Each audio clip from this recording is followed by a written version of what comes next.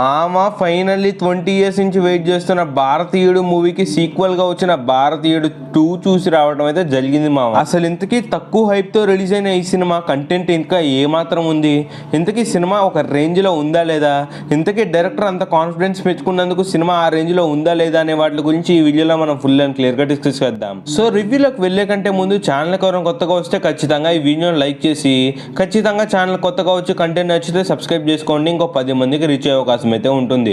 ఇక మనం సోదా ఆపేసి రివ్యూ విషయానికి వస్తే, first of all movie first half చూసినప్పుడు భారతీయుడు సినిమా చూడాలా అనిపించింది.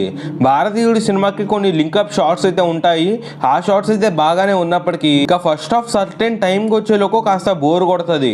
ఆల్రెడీ మనం చూసిన పాయింటే కదా మళ్ళీ ఎందుకు చూపిస్తున్నారు, అసలు ఈ పాయింట్ ఏంట్రా బాబు అని చెప్పి మనకు కాస్త కన్ఫ్యూజన్ అయితే వస్తూ ఉంటుంది. ఇక ఇంటర్వెల్కి మనం ఎక్స్పెక్ట్ చేయమేమో ఆ ట్విస్ట్ అయితే ఇస్తారు. ఎక్స్పెక్ట్ చేయలేని ట్విస్ట్ తోటి ఒక మంచి ట్విస్ట్ తోటి ఫస్ట్ హాఫ్ అయితే జస్ట్ పర్లేదు, ఒక యావరేజ్ ఫస్ట్ హాఫ్ చూసిన ఫీలింగ్ అయితే వస్తుంది మామ. ఇక సెకండ్ హాఫ్ కూడా ఈ విధంగానే ఉంటే ఇక షెడ్కి అనుకున్నా కానీ సెకండ్ హాఫ్ అయితే పర్లేదు. సెకండ్ హాఫ్లో మన కమల్ హాసన్ గారి సీన్స్ అయితే చాలా బాగా రాసుకున్నారు. ఇక సెకండ్ హాఫ్లో మెయిన్ స్టోరీ పాయింట్ అంతా రివీల్ చేస్తూ, మెయిన్ ట్విస్ట్ అంతా రివీల్ చేస్తూ కాస్త ఇంట్రెస్టింగ్గా తీసుకెళ్తారు.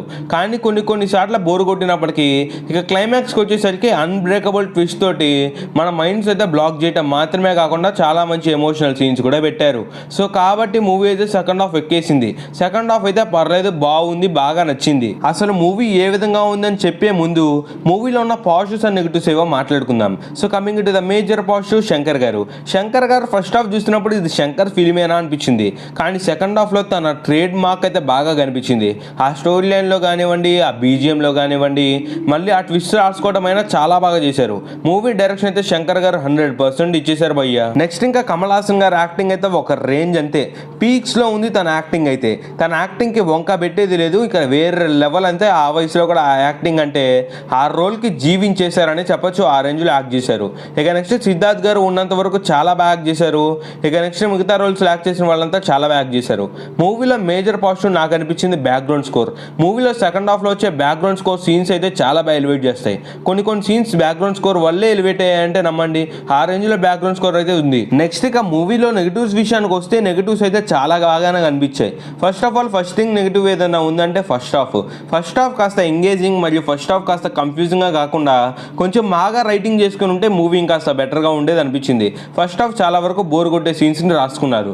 నెక్స్ట్ ఫస్ట్ హాఫ్లో కానీ సెకండ్ హాఫ్లో కానీ ఎక్కడ ఒక మంచి సాంగ్ అయితే తగలదు. సాంగ్స్ కూడా one of the major negative point అనే చెప్పొచ్చు. సాంగ్స్ కూడా one of the major negative మూవీలో. ఇక నెక్స్ట్ మూవీలో ఇంకేదైనా నెగిటివ్ పాయింట్ ఉందా అంటే భారతీయుడు మూవీకి లింక్ చేస్తారు. ఆ లింక్ చేసిన సీన్స్ అయితే ఇంకాస్త బెటర్గా రాసుకొని ఉండాల్సింది. ఆ సీన్స్ ఇంకాస్త బెటర్గా చూపించుంటే మూవీ ఇంకాస్త బెటర్గా ఉండేది అనిపించింది. నెక్స్ట్ ఇంకా ఓవరాల్గా మూవీ ఏ విధంగా ఉంది, ఇంతకీ చూడొచ్చా లేదా, వచ్చా కాదా అనే విషయానికి వస్తే మూవీ ఫస్ట్ హాఫ్ కాస్త యావరేజ్గా ఉన్నప్పటికీ మూవీ సెకండ్ హాఫ్ అయితే చాలా బాగా చూపించారు. ఓవరాల్గా మూవీకి రేటింగ్ ఇవ్వాల్సి వస్తే 3.5 out of 5 వచ్చి ఒక మంచి మూవీ చూసిన ఫీలింగ్ వచ్చింది మామ. ఫస్ట్ హాఫ్ కాస్త బోర్ కొట్టినప్పటికీ ఫస్ట్ హాఫ్లో ఉన్న సీన్స్ అన్నిటికీ ఆన్సర్గా సెకండ్ హాఫ్ ఉంటుంది.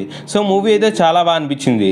ఇది ఓవరాల్గా మూవీ అయితే. మీరు మూవీ చూసినట్లయితే మీకు ఎలా అనిపించిందో కామెంట్ చేసి, ఈ వీకెండ్కి మంచి మూవీ చూడాలనుకుంటే ఖచ్చితంగా ఈ మూవీని అయితే ప్రిఫర్ చేయండి.